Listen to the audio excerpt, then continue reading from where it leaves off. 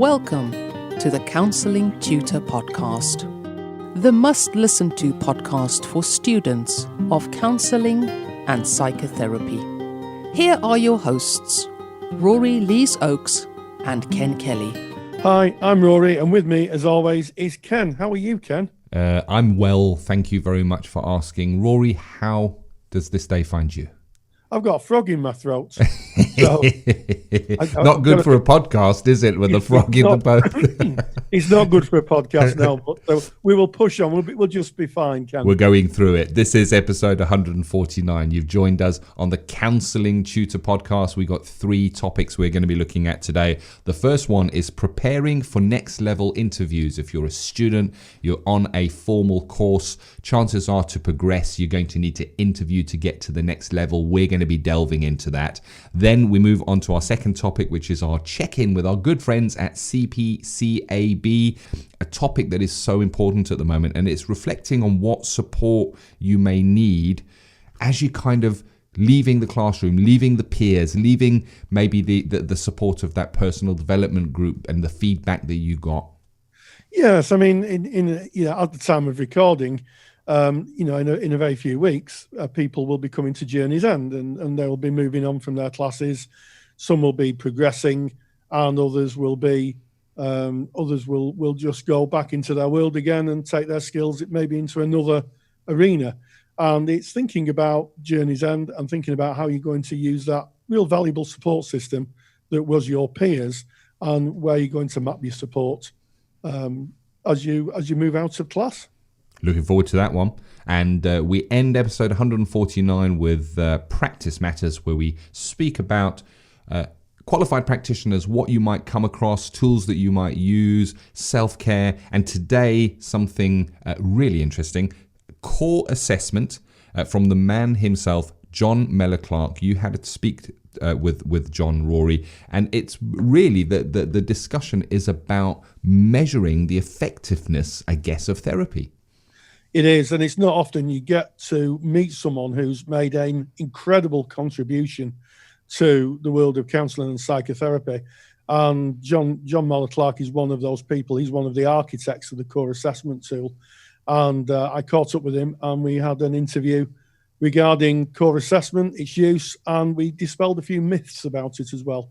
Don't know if you can hear this, Rory, but I'm rubbing my hands together in anticipation for that one. But we're going to kick off with our first topic, preparing for next level interviews. And I know this is primarily aimed, I guess, at students who might be going in to interview to go on to the next level of the course. But I guess in some ways it reflects interviews in general. As a qualified practitioner, you might be going into a new agency for an interview, so there's going to be something in this for everybody. But let's start off by looking at the student journey, Rory. I am a student, I'm on a course, coming to the end, I come to graduation, I want to carry on, I want to go on to that next level, but I have to sit down in front of someone, and that brings up a lot of anxiety, a lot of nerves. People are speaking about this in our Facebook, we're getting messages about this. What must we consider here? Yes, Ken, and you mentioned the Facebook page, and if you're not a member of our Facebook page, then why aren't you a member of our Facebook page? If you go to Facebook, type in Counselling Tutor, you'll find our Facebook page. It's a closed group. Knock on the door, we'll let you in with a cheery smile, and you can join the many thousands of students, qualified practitioners, and supervisors, and a smattering of tutors, all getting involved in a rich discussion about the world of counselling and psychotherapy. And this topic has come up, unsurprisingly, given the time of year we're recording this. And yes, interviews. And I think a lot of people, I can still remember my interview for my diploma, and I was absolutely terrified. And I'd been a manager for a Fortune 500 company, and I was really, really scared and angst-ridden. And I thought, I'll never get on this course. I'll never get on it. And I think this is something that is amplified a lot by people who are progressing. So we're going to share just a few little tutor tips, and I've prepared a handout, five tips for preparing for your next level interview, which you can go to our mother page, counsellingtutor.com, go to episode 149, and you can download that. and that will arrive in your inbox. But it is very nerve-wracking. We've interviewed a few students through the years, haven't we, Ken? We have indeed. And, you speak about being able to look back, Rory, and see your own journey and see what that felt like for yourself. I can look back on my journey as well and look at my progression and my progression interviews. And the same was true. I had clammy hands. I was nervous. My heart was beating. And across the table was a man that looked scary at the time, and his name was Rory Lees-Oakes, because you were my tutor and you gave that very interview. And I remember being really nervous, but I also remember walking away from that thinking, wow, it wasn't really quite as bad as I thought it would be. And all I did at that interview was kind of just be myself. I remember you asking me one theory question, Rory, that I actually got wrong in the interview, and you very kindly helped me with it. I felt a little bit embarrassed, but you could, I guess, see that I was trying, and I knew the stuff. And I guess the message here is, when you are interviewing, the tutors are aware that you're going to be a little bit nervous, and they're not there to try and trick you and catch you out. All they care about is that they have a good cohort, a good group on the course, that are going to attend the lessons, that are going to work well together, and that are there because they really want to be there, I guess, Rory? Yeah, absolutely. I mean, there's a few things here. Is that we need to take people on. I say we, it's almost like I'm still teaching, but we need to take people on who, want and have a passion for the work.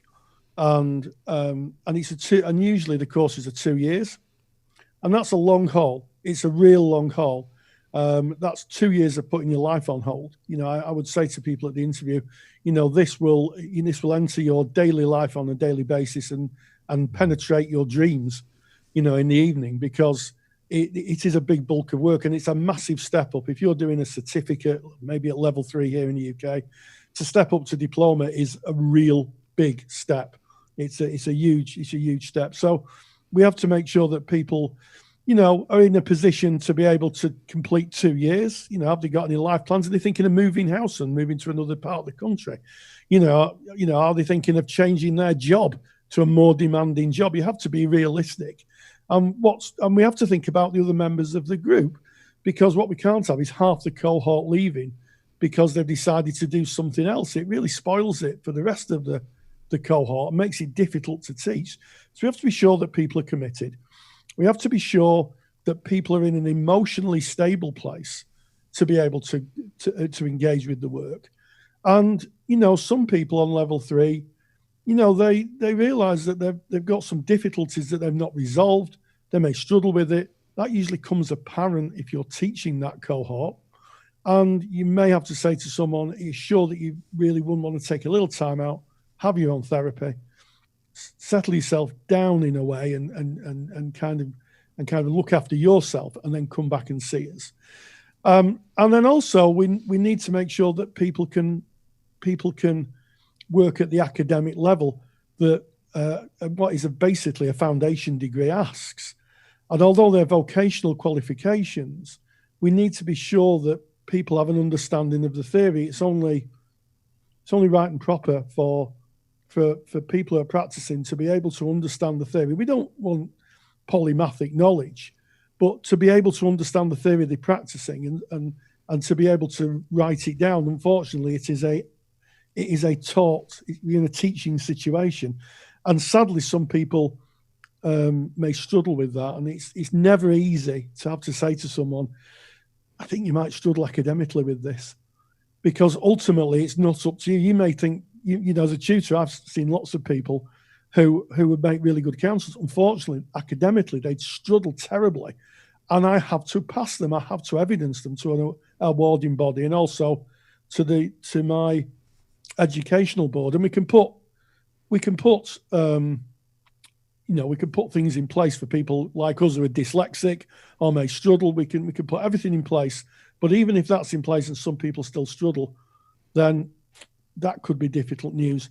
But apart from that, we're just wanting people to with a good heart to come in and go and help people, and that's the bottom line, really. So it shouldn't be as scary as people say, but I guess we do formalise it so that people really think about, if they want to do the course. I think the formal aspects of it really kind of focuses people's minds, Ken.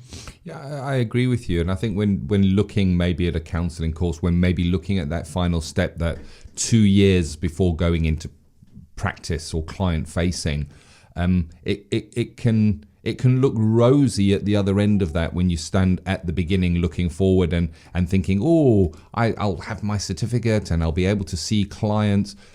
But the road that leads there, as you've kind of outlined already, is wow. It is windy, it is bumpy, it is difficult. And you only have to pop into our Facebook group to see the stories of other people's journeys when they're struggling, when they're weighed down by assignments, when they're trying to balance their family life, their professional working life, still doing a job, and their supervision and placement. It really, really, really is demanding.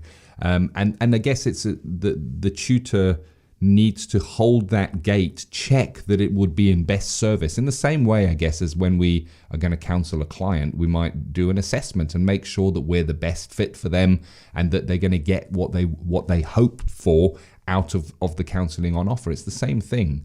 It kind of parallels that process. It's a long, arduous road, and robustness is needed. You mentioned, Rory, the academia, and I think the academic side of it, of course, it's important because there are assignments, and those assignments need to go through to be able to move on. And you may think, and often people will come in questioning their own academic ability because they maybe haven't studied for many years, maybe struggle to write to criteria, maybe have had assignments referred on a lower level like a level 3 and are nervous about that. And it's not so much about that. It's about asking for support where you need it. So at the interview, if you struggle with dyslexia, as I do, as Rory does, be open and say, I really struggle with dyslexia. Don't hide it. Be open about that. It's a plus in a way, bringing that out. And it will only be in support of yourself. It's that commitment at that level, I guess. And as you said, Rory, making sure you can be there. What are your future plans? Are you planning on starting a family in the next 2 years? Not a good idea to go on a counselling course. It's if you're going through a tough time in your own life, if you're facing a divorce, if you've got critical illness in the family, maybe not a good time to go on a counselling course. When you've got a level 4 group that are together for 2 years, and somebody leaves that group, it vibrates through the whole group. You really feel it. It's it's true, and I think that just to clarify a couple of things here, I think that if someone has emotional or mental health difficulties, it doesn't debar you from joining a counselling course, but it's useful to tell the tutor at the interview. And I've graduated lots of people who've had I call them labelled mental health issues, and they've gone on to be really good counsellors. And yes, some of them still struggle with emotional things, but the main thing is they could keep themselves together. They're in a place where they could work with clients, they could engage with the work, and if necessary, they could come to me and say, "Look, I'm really feeling really, really bad," and we could work that out in terms of the assignments. A little bit more difficult when you're in client work. And also, of course, I've graduated people who've had families, and have come along and said, "Hey, announced the group, hey, I'm going to have a baby," and we all have a good clap, and it's all exciting stuff. But I think that if someone declares that, you obviously you don't want to say to someone, "Well, you can't come because you're pregnant," but you can say to somebody, "Well, look, you have a think about this because having a new child in the world is quite a big commitment, and have a think about it." But I think we've graduated people who've just had children or had children, so that doesn't debar you from joining a course at all. But you have to think about it. And I was asked questions like, you're a commercial manager, Rory, and what are your plans? You currently haven't got a job. Are you going to go back to being a commercial manager? And if so, can you attend a daytime course? Which I think is a very valid thing, So I think it's about being realistic as well. I think a lot of people may really want to do the course and may just be have slight rose-tinted glasses to the reality of their situation. So yeah, that's where we're at. But certainly, I think every person, as we do in counselling, should be taken on the merits. And I know that when I was recruiting, we had 2 or 3 people in the team, and we did it by a show of hands. So it wasn't just one person's decision. We'd sit around and we'd look at the application, and then we'd have a show of hands. And if anybody disagreed, then we'd talk it through. It wasn't just an arbitrary yes or no. 100%. And so that kind of gives you some viewpoints from a tutor's perspective, from your own perspective of going in. Be yourself, be honest, be open, and yourself will always be good enough. We talk in counselling about congruence of what is happening inside shows outside. That is a strength. So be free to be yourself. And that goes for any kind of an interview situation. When you're trying to be what you perceive they are looking for the course, that's where it falls apart, or where you try to be what you perceive they're looking for this job, almost playing a part at the interview. That can kind of not work out so well. You are just perfect just the way you are. And I guess the end result of this may be that you don't get on the course. It does not mean it's the end of the road. Maybe a question comes up where you kind of self-evaluate and go, you know what, maybe I'm not ready for this right now. It doesn't mean it's the end of the road. If you finish the level 3, you don't have to immediately go on to the level 4. There can be a break there. Your level 3 will still carry with you. If you don't get on one course at one college, university, learning institution, there are others that you can go to interview to as well. Yeah, and I think the interview is useful actually to get a sense of the non-directiveness of therapy. And I've had people I've interviewed, and halfway through they said, actually, I'd prefer to be a social worker. And it's like, that's great. You can take your skills, and you can see our colleagues in the health and social care pathway, and do the foundation qualification and go on to do a degree in social work. And I've had a lot of that. And some people struggle with it. Some people come because they want to be a helper in one way. And then they think, well, counselling's not for me, really. I want to do something that's more directive, that may seem to be more structured. In which case, good luck. Good luck to you. Indeed. Go and do that. Go and find your own destiny. Yeah. One final thought from myself on this is, if going into any interview, so whether that be for a placement, whether it be for a job in an agency, whether it be for a place on a course, take some time before that interview to have a think of 1 or 2 questions that you can ask at the interview process. Generally, at any interview process, they'll say, do you have any questions? And it's always good to have something that you can ask, but have a real think about it, of things that you really want to know. It's a 2-way street. Going on a course, getting a placement, getting a job. It's going to be a relationship that will go on. It's not just about you being right to the tutor. It's also about the tutor and the course being right for you. So go in and feel free to ask the questions you have about the course, the learning. You could ask something, for example, saying, you know what, I struggle with dyslexia. What kind of support is available at this learning institution? And that's kind of my final thoughts. Yeah, and I think final thought is, excuse me, is to as Ken said, be yourself, and don't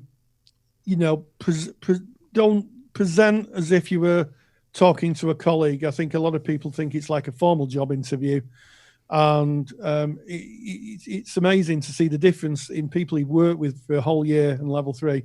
And they come in as if they're coming for an interview to be a bank manager, and you have to say to them, "Hey, just take it easy," So it is very, very different to maybe the business and commercial world. But I think that every tutor in the heart wants to make sure that the person that they take on succeeds, and we wouldn't want to set anybody up to fail. And sometimes difficult decisions have to be made. But just be yourself. You can't be no one else. For all of those of you who might be going for your interview at this time, all the best with that. We're kind of moving away from the interview process, which comes, I guess, at the real time that this is being made, close to graduation for many, maybe looking at progression, going on to a higher level. But graduation also means, Rory, kind of losing the support you have. You might be losing your tutor, working away from the peers that you shared time with. You all have that one big hug, and everybody says they'll keep in touch forever. And then you go your separate ways. Where do you put your support systems? What do you need? Certainly, as I think people can leave courses feeling a little bit raw, and they may need some support. So thinking about where your support systems are and how you can manage those. Let's check in with CPCAB. Check in with CPCAB. And we're here with Heather, and we've got a really interesting question. What do you do at the end of your course when you kind of lose your support network, when you all go your separate ways? Maybe pertinent for people who are doing a level 4 course, but yeah, what's your experience of that, Heather? Well, I think in my experience, students can sometimes be not very well prepared for how they're going to feel when their course finishes, and they're not coming in every Tuesday afternoon or whatever anymore. I think students tend to really, really look forward to the end of their course and think how wonderful this is going to be, but don't realise until it actually happens how maybe isolated they're going to feel when the actual class contact stops. Yes. So you're going in every week, you're seeing all your peers, you're spending on your tutors, and all of a sudden you leave, you get your certificate, and you're on your own. Yeah, on your own. And you might have been together with that group, certainly for 2 years, for the level 4. You might have been with them through skills and studies. So you might have been with them for 4 years, and suddenly not to be seeing them, these people that you've shared your heart and soul with probably, is quite a wrench. So it's worth students and tutors thinking about how they're going to be with that when the course is finished. Absolutely. And what kind of dangers are there in working in isolation? Someone leaves and they think, well, I'll set myself up in private practice, or they're not in contact with anybody. What are the dangers there? Well, they could become very unsafe because they haven't got anyone else perhaps even to bounce ideas off. Of course, they've still got their supervision, whatever they're doing, whether they're still working in an agency or whether they do start private practice, they still have their own supervision to go to, and that's a great support. But that person doesn't necessarily know too much about their own personal history. So one of the things that students sometimes do is to keep their group going, and maybe meet up once a month at an agreed time. And it could be just at the pub, or it could be at somebody else's house, but much more of a free and easy basis. So those who can will go along, and those who really can't or are not interested won't bother. So that can be one thing that they can do where they don't feel quite so isolated. Yeah, I mean, that sounds like a really good idea, and sometimes life gets in the way. So sometimes setting up a closed Facebook group where people can pop in and keep up to date can be useful. Yep, that's right. Or have a WhatsApp group maybe where they can keep in contact with each other as and when they want to. I mean, some groups on their level 4 have had smaller groups within the big group, like a study group, and they might find they want to continue that after the course is finished, and that can be a good way of keeping in touch. I think mostly tutors tend not to want to keep in touch with their groups. So really the students are kind of on their own in more ways than one once the course is finished, unless of course they're finishing off pieces of work, and then they are going to have some contact with their tutor. But in terms of the whole group and the tutor or tutors, that that doesn't really happen.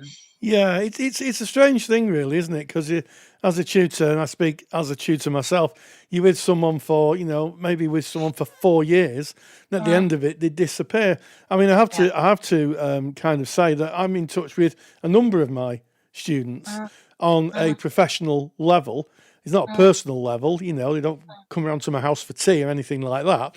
But on a professional level, they contact me, and sometimes they'll phone up and say, I'm thinking about this, Rory, what do you think? And I'm quite happy with that. I suspect other tutors may not be, and that will be for them. But just keeping in contact can be so useful and not as isolating. Yes, absolutely.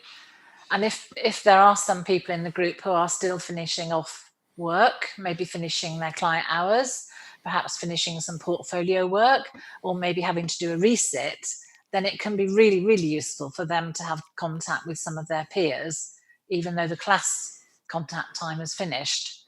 And so again, finding someone else that they can share with in the group, if there's not an actual smaller group set up, can be a really good idea. Yes, I agree. And I think the other thing is to consider that training groups are a unique event in people's lives. And when people move away from the training group, they may very well lose contact with people, or they may very well change and find the values that they had when they're in the training group aren't really aligned anymore. So sometimes students have told me, and certainly from my experience, that you've got to be aware that nothing lasts forever. Yes, yeah. And I think to prepare for that before they get to the end of the course, it really is worth thinking about, and not just thinking of the joy of completing the course, but actually there will be some sadness, and it is a loss not to see your group on a weekly basis like that again, ever.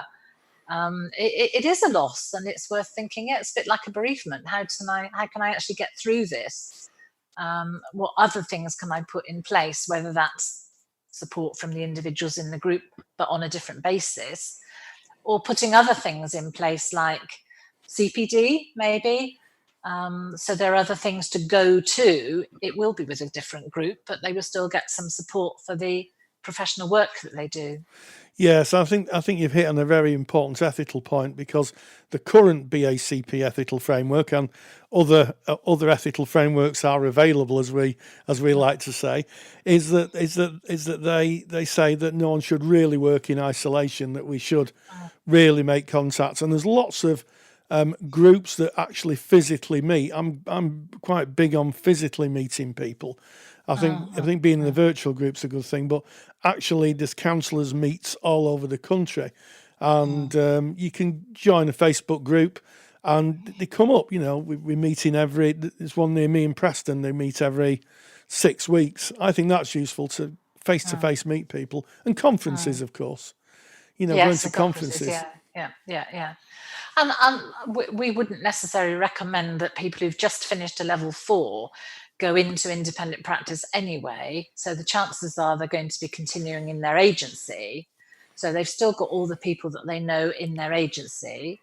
And there might be further agency trainings that they can then click into now that they're actually a qualified counsellor. Yes. So there will be other things going on there. Yes, and I think that's another kind of raging debate that happens. People say, where is qualified level? Maybe one for another podcast. But yes, as it stands, level 4 would be considered qualified. I know that people have an opinion whether that's qualified to work in an agency or qualified to work in private practice. But yes, you make a good point. Networking within an agency. Some people choose to stay on in their agency, don't they, for a number of years? Yes, a large number do, yeah. Yeah. So all this is really useful. The message I'm getting, Heather, is that we shouldn't work in isolation. We shouldn't work in a bunker or a silo. Absolutely. And we should prepare for what we're going to do after the course is finished. Yeah, so if there's anybody, who's in a group now, it may be worth having that conversation. And hopefully tutors had sparked that conversation up as well, because there's an acknowledgement that things come to an end. Yes, yeah. And it's nice if the students can actually organise it themselves to do what they want to do, to keep some aspects of that group communication still going, even when the course has ended. Yes. So lots to think about there. Tutors should be facilitating that, rather like a therapy session, marking down the time so people can become aware of the huge change that will take place when they're no longer part of a training group. And certainly that was my experience. I'm sure it was yours. Yeah. And I think like you say, you can liken it to the client experience, where we'd be saying, well, now we've got 2 more sessions left. Now we've got 1 more session left. Next week is going to be the last one. What are you going to be doing on a Monday afternoon instead of seeing me? That kind of thing. And students can be beginning to think about that as well. Yeah, so if anyone's listening and they're a student, maybe they're a tutor, take that to your training group and take those wise words to your training group and start that work now, because as they say, all good things do come to an end. So Heather, as always, a pleasure talking to you, and thank you very much. Check-in with CPCAB is proudly sponsored by CPCAB, the only awarding body run by counsellors for counsellors. To learn more about CPCAB qualifications and to get more detailed information on today's podcast topic, visit cpcab.co.uk. If I was a student, I'd have been glad of that when I finished my level 3, because I was a bit lost at the end of it, to be honest. So, yeah, I wish I'd have listened to that. And I guess that's what we do here at Counselling Tutor and on our podcast, is try and bring you the information we wish that we had. And the next topic I think is absolutely superb. John Mellor-Clark was instrumental in the kind of early development of CORE. He was part of that team. CORE is an assessment tool, a measurement tool for checking the effectiveness of therapy. And it's a really interesting topic. We get a lot of communication about this on our Facebook group. We get emails about this. And there's kind of 2 camps on this. Some people saying, it kind of is a break in the therapy where you have to ask these questions and tick boxes. And is it really... does it match my modality? Maybe my modality is person-centered or something like that. But when you kind of look into this, and if you listen to John and Rory did the interview on this, you're going to hear how effective measurement can be. And if you kind of look at how practice works at the moment, we practice based on the latest research, and research is measurement. Absolutely, and it's not often you meet, and I'm going to use the term. I know John would be maybe quite embarrassed about this, but a legend in research, because the research team that he was part of has really changed the way that we think about using measurement in counselling in a real positive light. And I have to say, I've changed my mind. I up to a couple of years ago, I was a real skeptic. Now I'm a bit of a convert, having had explained to me, and this is the key thing, having had explained to me how it works. And I think that's the key here. Once you understand how to introduce it and why you use it and build it into your therapeutic pathway, it becomes an invaluable aid to helping the clients. And as John Mellor-Clark outlined, so let's have a listen to him. Let's get straight into Practice Matters. Practice Matters. And we welcome a very special guest, John Mellor-Clark, who was one of the architects of CORE assessment, an assessment tool that is used worldwide for therapists to assess and to take note of clients' presentations. So, John, welcome. Thank you very much indeed, Rory. So we talked earlier, just off before we recorded, about the history of CORE, and you spoke a little bit about your experience at Leeds. So what is the history of CORE assessment? Okay, that's a really good question to start with. I guess that I've personally been involved in measurement for about 35 years or so now, and in the very, very early days of measurement, when we were looking for questionnaires to try to determine the outcomes of counselling and other psychological therapies, we were restricted to questionnaires that were largely owned by publishing houses and used in formal research. And as a consequence of being owned by the publishing houses, they cost money. And so in the 1980s, there was a conference held in the UK that became a book. The book was called Research Foundations in Psychological Therapies, or I think it was Research Foundations in Psychotherapy was the title. And essentially out of that conference came this call for a pan-theoretical, widely used free measure that people could photocopy and use, provided obviously that they didn't change it. And that was the call that the Mental Health Foundation put out in the mid-90s to academic institutions as a tender. And we at the University of Leeds applied for that tender, and we were successful, and that was the start of the core outcome measure. Yes, and I'm sure there will. I mean, that is a really comprehensive overview, John. And I think a lot of people may be wondering why we use an assessment tool.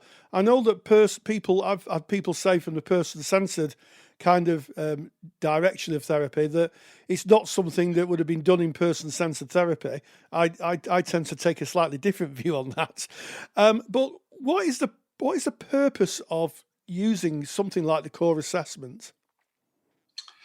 Again, I think that's a very, very good question, Rory. I think that, the purpose of the first session in therapy, as I would understand it and have understood it for many, many years, as a consumer of psychological therapy, not as a provider. I need to make that distinction clear.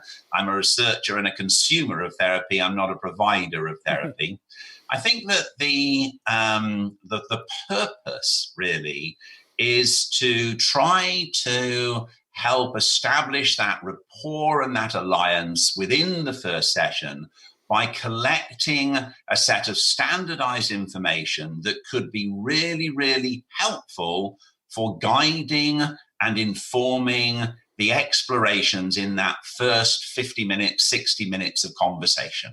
So asking a client to actually fill in a questionnaire and having the time to look at that questionnaire and to build some hypotheses, some theories as to what might be troubling this person and causing them to be distressed, and in turn, perhaps, understanding the level of distress. I think that's the principal reason for using a questionnaire at the assessment, at the beginning of therapy. I think you've hit on a very interesting point there, so that the therapist can gain a understanding of what may be going on for the client, because it's not always vocalized in a therapy session. As a therapist myself, some people really struggle to vocalize what's going on, and they need a lead from the therapist to say, looking at your questionnaire, it looks like you're really struggling with anxious thoughts at the moment. Can you tell me a little bit more about that? So what it does, it can give a very useful lead in to get right to the difficulty the client's had. The client's telling you what the difficulty is by using this form, and then they can outline, perhaps at their own pace, what's going on for them, rather than the therapist saying to them, well, what are you here for? It can alter the start and the commencement of therapy quite significantly, can't it? Absolutely. And some of the things that we hear is, from therapists that have found it to be a very positive, engaging experience, both for them and for their clients, a common expression is, it warms clients up. It helps them to start thinking about their problems, about life in the last week, etc. And as you say, it helps a client to perhaps articulate some areas of their lives that might be difficult to talk about in that first 50 minutes. And that I think probably the strongest example of that are the 6 questions that CORE asks on risk, both risk to self in terms of self-harm, potential risk of suicide, but also risk to others as well. And I think many, many practitioners would say, yes, it's, those are the tough questions to ask in the first session when you're trying to get to know somebody. And actually having them in a questionnaire is useful because it means that the process of asking the questions and assessing that risk becomes standardized, and you don't have to worry about how you incorporate it into that 50-minute session, because to some extent it has been done in those 6 questions and therefore can be explored more if the client has responded positively, which most won't. Yeah, I mean, what I'm getting is that you're gaining so much information at the commencement of therapy. And I guess in terms of risk, if the core form is used as part of the wider policy that you have in your practice regarding things like confidentiality, things like your harm to self and harm to other policy, it doves in really nicely to that, doesn't it? Because you lead on from the contracting to the assessment tool, and that they both kind of live really, really well in practice. Absolutely. Couldn't agree more. I mean, all services will have a policy and a process for risk assessment and for risk management following assessment. And by having a set of standardized questions that they ask of every single client, that is ultimately what informs the process. And so if you were in the sad position of having a client sadly take their lives or harm themselves in some way, and they hadn't disclosed that on the form, then you have a clear conscience that you have asked those questions and that you have tried to ensure through appropriate and ethical practice that you have taken every step that you can to explore the client's potential for risk or self-harm. Yeah, so it forms the basis of defensible decision-making, and it forms the basis of risk management, any risk management procedures. But I would also say that, before we purely think about it in terms of measuring things like the severity of somebody's risk or of self-harm, and again, I'll say that, in our profiles, we probably see no more than 10% at most showing up on any risk profile on the core measure, etc. We have to think about the positive things that clients may say about their lives, things that are going well. So within the core, there are positively framed questions like, I felt okay about myself. I felt optimistic about my future. And having positively framed items within a questionnaire helps you to explore a client's strengths and the positivity of their context and things that you can focus on rather than just purely focusing on some of the problems that they're presenting, et cetera, et cetera. Yes, and I'm guessing within that, you can look at the positive aspects. I guess when therapy comes to an end and the core form's filled in, you can look at the distance travelled, maybe from when people started to when people ended. That's the whole idea. As an outcome measure, as well as being an assessment tool, the idea in the early days was that you gave it at the beginning of therapy and then you gave it again at the end of therapy. The challenge of just doing it at the beginning and at the end of therapy, which is now relatively well documented and well understood in guidelines for measurement, is that for a range of reasons, not everybody gets to the end of therapy. And as a consequence, if you're only measuring at the beginning, at the end, then it's not unusual to have 40, 50% of your clients actually not completing a measure at the end. And as a consequence of that very pragmatic and realistic view, phenomena, if you like, in therapy, that's why we've begun now as a nation to use measures more frequently in therapy. For 2 advantages. One is if a client drops out of therapy or chooses that they've had enough, then you have a measure of the last session that they attended.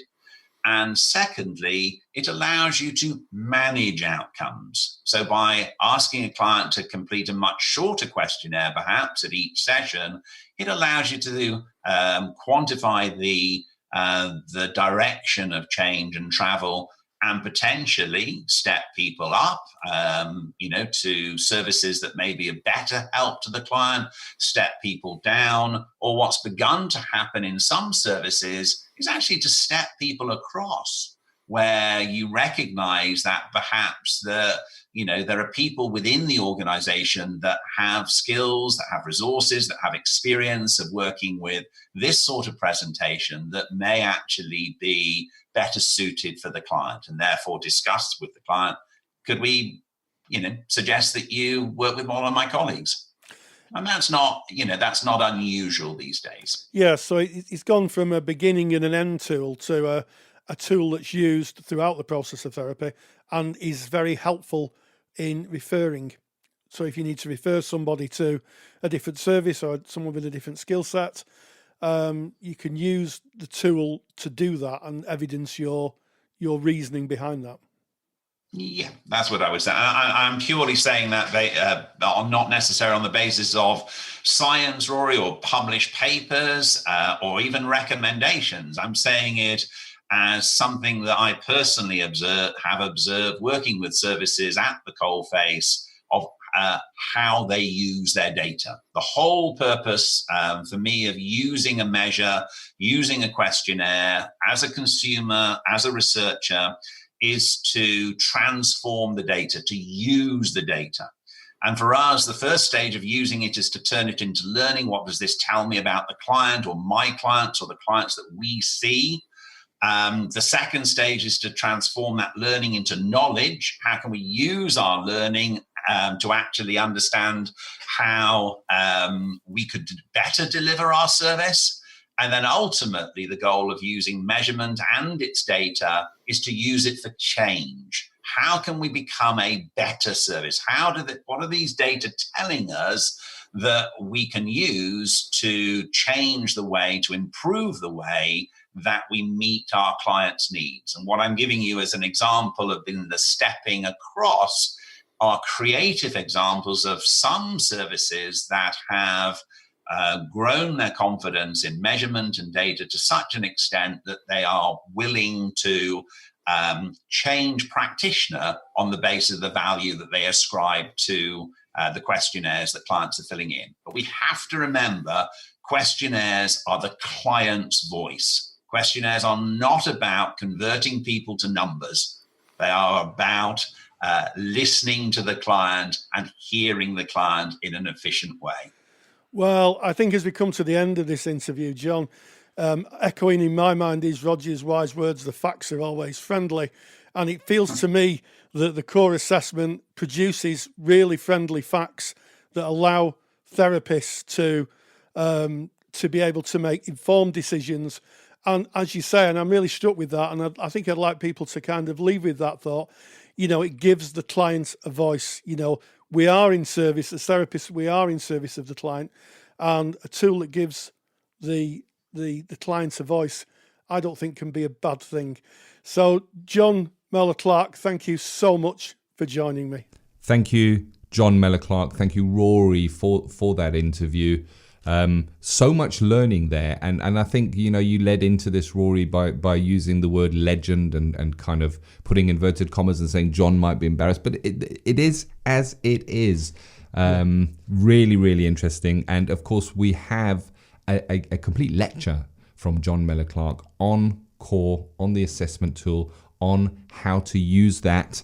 And that is available for our qualified practitioners from our CPD library, where we kind of have on-demand CPD training, formal lectures mapped to learning outcomes that you can watch from a device. You kind of just log in and it's all there. It's kind of like your favorite television streaming service. Think of Netflix or whatever you prefer. Others are available, but all the content is counselling related. And if you're interested in our CPD provision, you can get more information at counsellingtutor.com. Yes, well, I think it's been a really enriching topics today, Ken. We started off by preparing for your next level interview, so moving into new beginnings. We talked with Kelly Budd at CPCAB about effectively managing endings and thinking about your support system. And then we went with John Mellor-Clark, who spoke eloquently about the new ideas in counselling and psychotherapy. And as Rogers famously said, the facts are always friendly, and there's plenty of facts from John Mellor-Clark there. So, as always, stay grounded, stay safe, and look after each other. If you're a qualified counsellor or psychotherapist, then why not check out the Counsellor CPD Library? Stay current with your CPD requirements with over 150 hours of academically rigorous, on-demand lectures you can stream to your device. Joining Counselor CPD will expand your skill set to create a more specialised, highly rewarding practice. For more information on the Counselor CPD Library, visit counsellingtutor.com. Thank you for listening to the Counselling Tutor Podcast.